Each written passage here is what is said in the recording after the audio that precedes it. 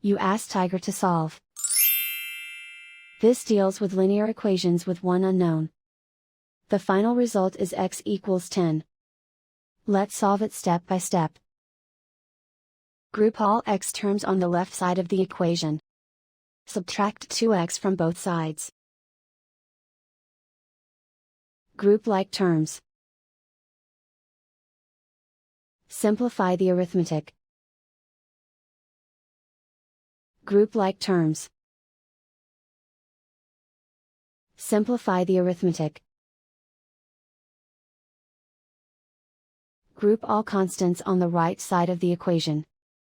Add 3 to both sides. Simplify the arithmetic.